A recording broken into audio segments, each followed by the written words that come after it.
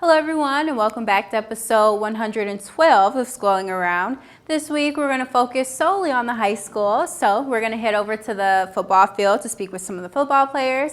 Then we're going to head inside the school to the gym to speak with volleyball. And finally, Ben comes here in studio to speak with us. So don't go anywhere. Schooling Around starts right now.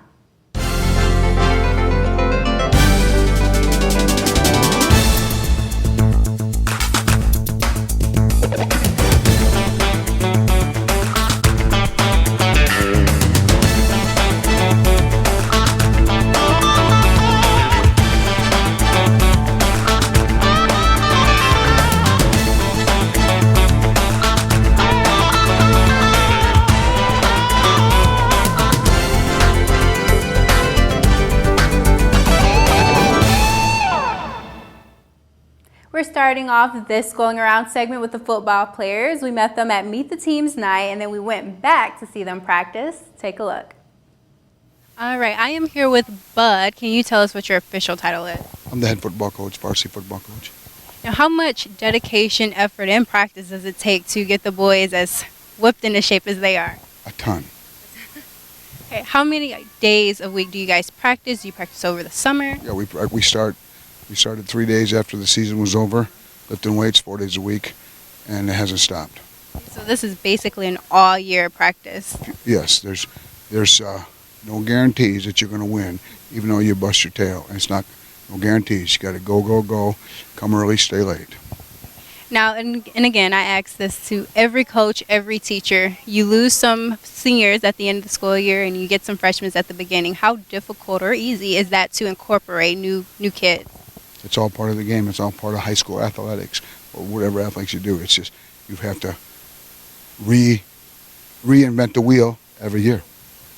Now, is it pretty easy, would you say, or is it difficult sometimes depending on the students? It's no walk in the park. It's no walk. It's a fun task every fall. Now, for our toughest competitions like our rivals, Lake Orion, and etc., what kind of practices and team building activities do you give the boys? We don't do so much team building activities as we do just go to practice every day and work hard and focus up and zoom in and get it done. Win, and then when you don't win, let's just say that, what do you do? How do you come back from that? We're not going to talk about not winning. Win. If you don't win, drop back and get going again. Well, then you heard it here first from the head coach. There is no losing, because if you lose, then you just get back in there. First of all, no matter what, winning isn't always by a score. There's other things that you get by winning. Like you win if you go to a job interview and get the job. You win if you want to get a date a girl and you win the girl's heart. That's a win. Schoolwork, a win. Manners, win. So those are all wins. And this is the pep talk that these boys are getting every day. So it's no wonder that there's such great boys and such great athletes. Yes, I'm very, very fortunate man to be able to do this for as long as I have been. Yes, very fortunate. Well, thank you very much. Thank you. All right, I am here with some senior captains again for the football team this time. What positions do you guys do? I play quarterback, safety, a little bit of special teams. So, yeah, mostly quarterback though. And when you guys are leading the team in whatever field that you do, how do you do that? Just by encouraging them, getting them to get going when they're feeling low, and just keep going. Okay, and your captain told me that it doesn't matter whatever you do, whether you win or lose a game, you still win because you come out with lessons, whether it's homework or the game. Yeah. How does that really work into your wins? Yeah, so my sophomore year we went 2-7. It was a rough year. We lost a lot. And going into last year, we went 7-2, and as much as that was a losing season my sophomore year, it was a winning season. We gained so many new lessons, new ways to approach the game, and new ways to motivate ourselves too. So it was a win. That's how I look at it. Okay, and as a captain, you can't just encourage yourself, but you have to encourage the entire team as well. How do you go about doing that? Well, you get at them a little bit. If they're slacking on something, you get in their face, tell them to get going. Absolutely. What are you guys expecting from this season? I'm expecting a lot. This team has really shown me a lot. They're really tough and getting at it. I appreciate that from them. Hard work and just giving it their all every play, every game, and taking it one game at a time. So I think that's the best way to go at it. Okay. I spoke to two of the captains as well as Coach Bud Riley. They were all three very adamant about the lessons that they learned both on and off of the field. So we're going to keep a close eye out on them for the rest of the season as well as homecoming. But moving right along into our next segment, we headed over inside the high school to speak with the volleyball team. Take a look. The move comes 4 days after her blackface comment that provoked a firestorm. In an era of media consolidation and globalization, the PEG channels root our media in local communities, in local voices, and that is absolutely indispensable. A lot of people are able to get job training, information, just from using public access. This is about the arts. This is about accessibility. This is about transparency. Great youth media programs giving people second chances and being able to learn new skills.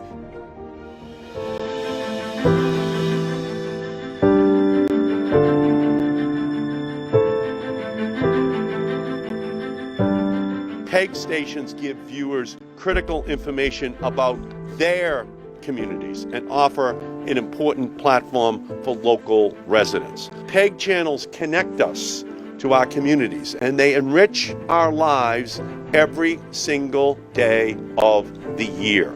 The FCC should work for communities, not powerful cable companies.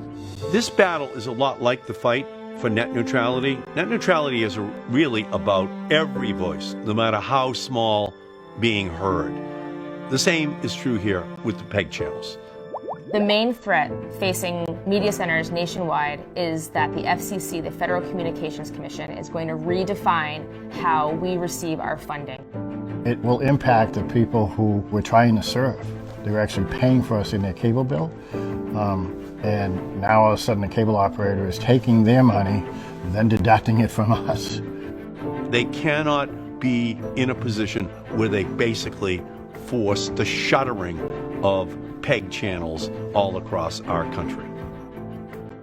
We need Congress to tell the FCC that they're out of bounds. It's pretty clear to me that the FCC is an agency that does the public's will begrudgingly, and it fits and starts.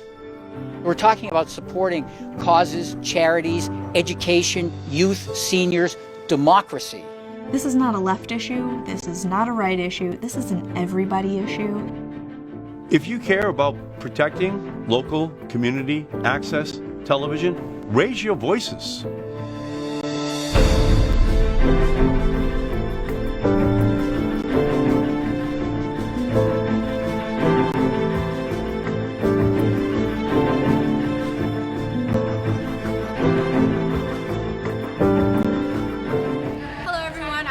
Oxford High School in the gym with the volleyball team here.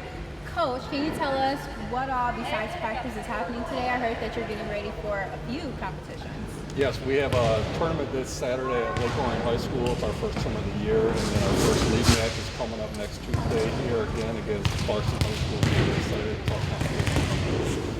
And now this is the freshman team, which means that volleyball may not be new to them, but everything else is. So how do you really work with the girls to A, get them comfortable, and 2, make sure that the performance is, beating any other team? The good thing about volleyball and the fall sport is that we start before school starts. So they got instant friends, so they're not going into school the first day without knowing anybody. They get time to come up here and get the feel for the building and comfortable with teammates. So on top of that, the first week or two, we kind of ease them into the practice routines. And then once they get comfortable figuring out how to go into the high school and practice for the day, then we start ramping things up. Is it anything that you notice year from year about the kids coming over that they possibly really need to focus on and work on? They're all nervous coming in the first couple of days of when school starts. But again, they get to do it together. So that's the best thing. You're not alone, absolutely. And is this a hand-picked team as freshmen? Are everyone welcome? How does that go? Yeah, we're fortunate that we have a lot of great volleyball players in Oxford. This year we had over 30 freshman girls try out. There are 14 on my team at the freshman level, and then 9 additional at the JV. Volleyball in Oxford is very competitive. It makes it difficult for us to tell some girls that they weren't selected, but it's also great for the future of the program that we're selected through some great talent. Absolutely. We came the day before actually and got some B-roll and some of the footage of the girls, and it was hard for us to decipher who was the JV, who was the varsity, who was the freshman team. So when you said that some of the freshmen even made higher level teams, I guess you should say, is it something that they really have to be good at in order to make it to those teams? Yeah, we do 3 days of tryouts. The girls all come in and all the coaches are evaluating them as we go through. So they have to show exceptional skills or great potential to make those teams. And especially for the upcoming competitions, what are you most looking forward to? We had 2 competitions the previous 2 weeks, so we're looking to build on those competitions. Not off to a pretty good start. We'll be facing Clarkson and Lake Oregon. Those are our biggest rivals, so we always try to get up and play our best against those teams. We'll be looking out for you as well as the girls in the upcoming competitions. And good luck. I'm sure you guys will knock it out of the park. How has the season been so far? Our season has been going pretty well. All of you guys agree? Yeah. Okay. So can you tell me what the most difficult or the easiest part thus far has been? Like after school, like coming down and just like being here after school already. The most difficult thing has to be coming down here every day after school and still getting our homework done and studying. And a lot of you guys this is the JV or freshman? Freshman. So a lot of you guys are freshmen. Okay. So the transition between coming to middle school or coming from middle school and possibly being on their volleyball team as compared to a high school team, how is that? Middle school compared to high school volleyball, it's more competitive and like harder at tryouts. We have a lot of hard work to do, and we got to really earn our spot on the team. And to be a student athlete, you have to work really hard and take on those responsibilities.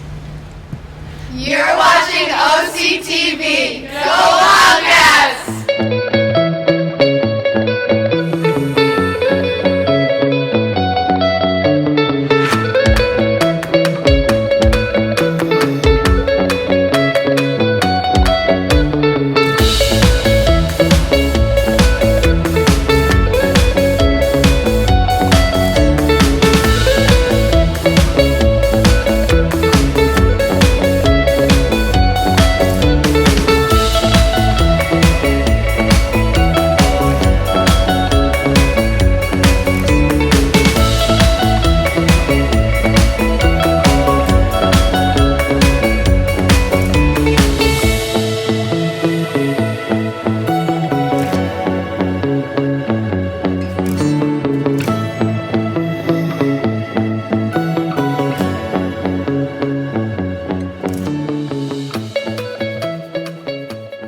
Freshman volleyball team. They were all very excited to be in high school this year, as well as being a part of a new team and incorporating new ideas.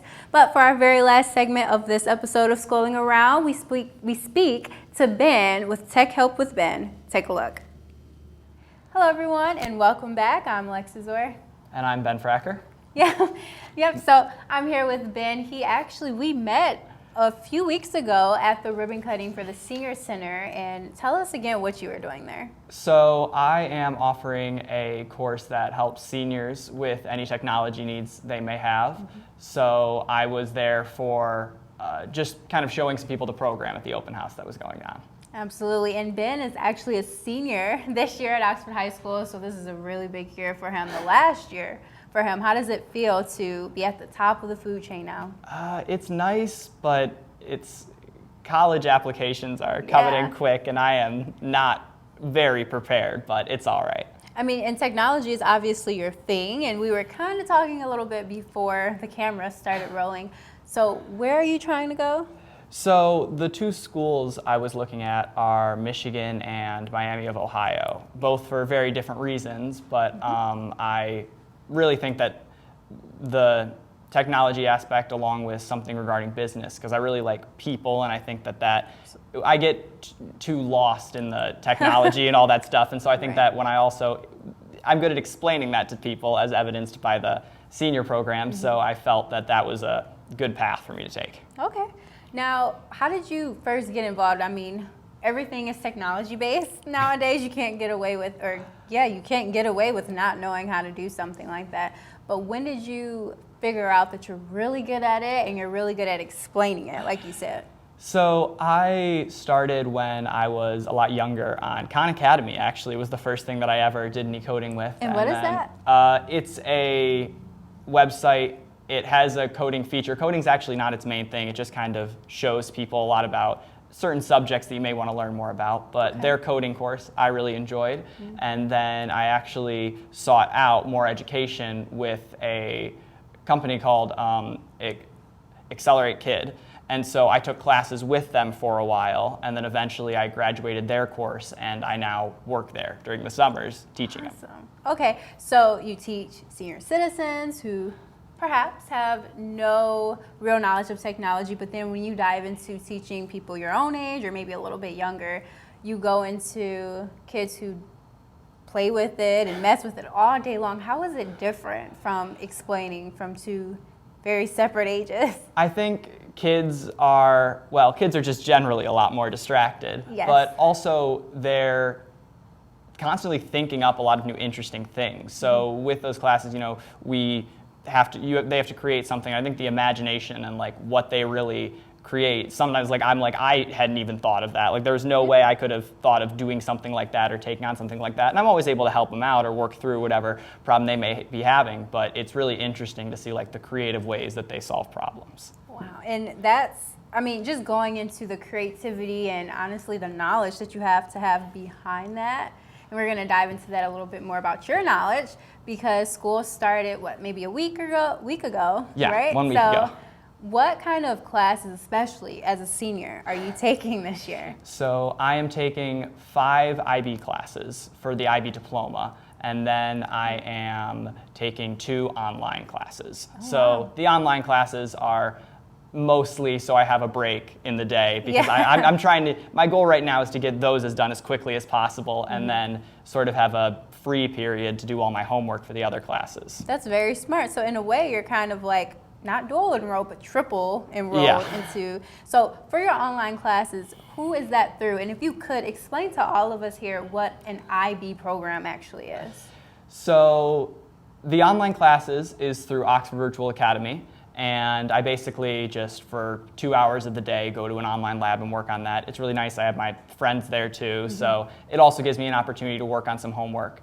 And the IB course, it's sort of like AP, which I also ran. And a senior actually asked me that the other day, and it was interesting because they said, well, what's an IB course? And I always say, well, do you know what AP is? And they said, no, I don't know what AP is. And I was like, oh, so it's been a long time since you were in school. Like that's been around so then I had to approaching it with not even knowing if you know what AP is, it's kind of like a more modified, deeper, in-depth knowledge of AP courses. But if you don't know what AP is, it's just a more advanced program.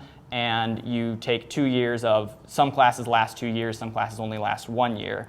Last year, my entire schedule was IB classes, but this year, those 2 online filled the ones that I stopped last year. And so with that advanced program, it kind of goes deeper into topics. You get like a lot more understanding and critical thinking kind of the world.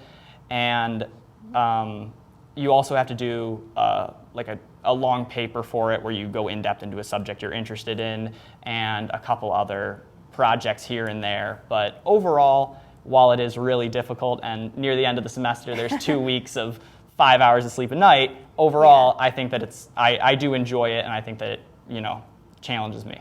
And the IB diploma that you're going to receive is accompany with your normal Yes. diploma? So I get 2 diplomas at the end of the year. I have the normal one and I have the IB diploma. And the IB diploma is really interesting because for my uses, I'll probably just use it because it looks really good to colleges to show that you did all that. There's another part of the diploma too, which is community activity and service hours. So those are also, you need to show you had you're overall a good, well-rounded person. Mm-hmm. And so along with that, that diploma is actually credible anywhere in the world. Wow. So there is some very interesting people who have the IB diploma. I think Justin Trudeau, Kesha, and Kim Jong-un are all among the people who have an IB diploma somewhere in the world. And so I could apply to college in Japan or Europe or anywhere there because they all have, they all IB. accept that IB. Yeah. Okay, now those 3 students that you just named, are those alumni or are those current students? Those are alumni. Those are all Okay. people who have somehow, it's a very mismatched group of people, which I find very funny, who have gone through and completed that program. Awesome, and I would imagine it's a lot of hard work. Yeah. It sounds like AP by itself is hard, but I've actually heard from some students that IB is, like you said, more in-depth, which means that it's possibly harder. The big difference is that at the end of the year, you have a big final test, and that basically is what you get in the class. Everything beforehand. With IB, there is a paper you write that factors into that, but at the end, with AP, it's out of 5. You have a test. With IB, it's out of 7. And so with IB, that out of 7 kind of determines the whole thing. And so that final test with AP is multiple choice, and then some tests have a writing section, but with IB, it's pretty much all writing. Okay. So it's not like, it gives you a question, and then you have to say, you select an answer, or you search like a multiple choice things. They do have multiple choice ones, but they're a little bit different. Most IB classes, you just sit down and it gives you a prompt, and you just have to write a paper with all your knowledge. So there's not much as it's more of like in history, you have to memorize specific wars and how they were fought and all this type of stuff. With psychology, you have to memorize specific studies and their limits and strengths and all these different stuff. So that's a little bit more challenging, Right. but You have to be good at writing. yes. So you have to also be good at kind of speaking and conveying your ideas and showing your knowledge. And I find that that's really good because naturally I just really like having a deeper knowledge of a topic and all that stuff. And so. And you're that's very nice. good at explaining things. You explained that entire thing, I think, the best that I've heard it, especially from a student thus far. So thank you for that, because I now understand it better. And that also helps with your tutoring, especially, for maybe someone of a different generation who doesn't understand everything it has to offer. How does that look on a college resume? Because it has to look just as great, if not better. Yeah, so that's the other thing is that this program will also probably look good to colleges along with the other stuff. And so that's another goal with it. But yeah. Awesome. Wow. Now, before we go and before we wrap this up, can you tell us what it means to you to be, to encourage students and to basically be, to encourage students? I actually think I have a pretty good, case with this one where a lot of the students, it's always encouraging to kind of see them go and say, they're really interested in technology and they want to pursue it, and that's always nice. But there was one kid who wasn't as interested in technology at the starting, and I actually really related to them because they were just not focused at all and completely all over the place. And that's exactly how I was in a lot of elementary school and middle school, because to be honest, school gets kind of boring sometimes. It is tough to pay attention. Especially if you already understand it. Yeah, and I just had trouble focusing on something that I wasn't really that interested in. And so with this kid, I kind of had thought back to how I had learned. When I hadn't focused or done something, the teacher was always kind of aggressive about it and something like that. Not always, but a lot of the time. And so I kind of had reflected on that. And I kind of approached it a little bit differently. I was like, why don't you try this out? And I can help you with this thing, but then, why don't you just do this part of it? And after the weeks were up, they were really interested in it, and they were thinking of pursuing it farther. So I found that as really a good moment, having this kid who kind of came in here and was kind of all over the place, whereas in the end, they really are interested in it, and they kind of are using that creative energy and wanting to get more of an understanding of that. And I thought that was really nice. Again, I would just like to congratulate you and give you props on being such a good speaker and conveying your message and explaining things so great. Thank you. And very clear. So we're going to wrap it up here. We don't want to keep them for too long. Thank you again for coming. And we're looking forward to your senior classes. For those of you out there who have grandparents or even parents at this point, whoever, when do you do your Tech with Ben classes? It is the first and third Thursday of each month at 3:30 to 5. I know that's a little bit confusing, and that's the tough part because that's the only way that it works in with my whole schedule. So the dates for the Senior Center Tech Help in September are the 5th and the 19th, and then in October they are the 3rd and the 18th. And so those days I will be at the Senior Center from 3:30 to 5, maybe later if there's enough of a demand, and I'll be there to help seniors. Okay. And now we keep saying this word seniors, but realistically, is it all age groups who can come out? Okay. It can really be all age groups. It's a program that's focused towards seniors, but I'm happy to help anyone that is there, yes. Awesome. We're going to be looking out for you pretty much all the time, especially because you'll be right next door. Now, before we actually do close this out, I'd like to give a few dates. OMS has a PTO meeting this Thursday at 7 p.m. That's September 12th. Next week, we're going to go into Daniel Axford as well as OELC for their curriculum night, both starting at 6:30, but on different days. So make sure to, stay in contact with your schools or look on the Oxford School site. But until next time, I'm Alexis Weir here with Ben. Catch you later. Welcome to Oxford Community Television. We are proud that our 4 communities continue to choose local programming, local news, sports, community issues, familiar faces, celebrations, and commitment to each other. Welcome to Oxford Community Television.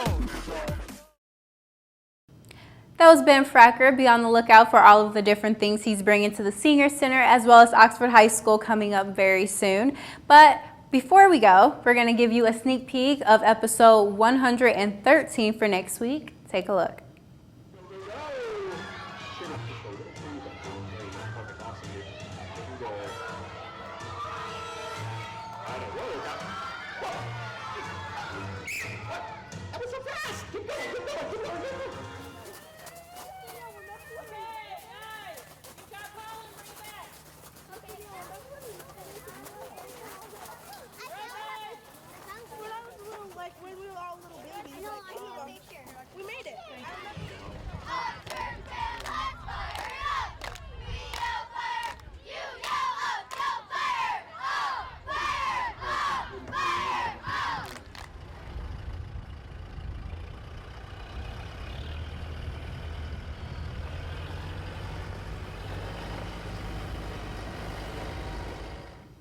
I hope you enjoyed that quick sneak peek for next week's episode, but we're going to go ahead and close it out here. Until next time, I'm Alexis Weir. We here at OCTV cover the local events and government meetings of Oxford, Addison, and Leonard. We also produce and edit programs for you viewers out there. With the leadership of our station manager, Bill Service, we have been a very successful team, winning awards from the state of Michigan for Best Electronic Media, giving attention to our local veterans. We also won awards for excellence in directing and educational programs. With the help of our great new equipment and our technical directors, we write, produce, and broadcast our local news for you. Without our production manager, Terry Stiles, our channel and station wouldn't be the well-oiled machine it is today. She coordinates the editing assignments and shoot schedule with our editors and camera people.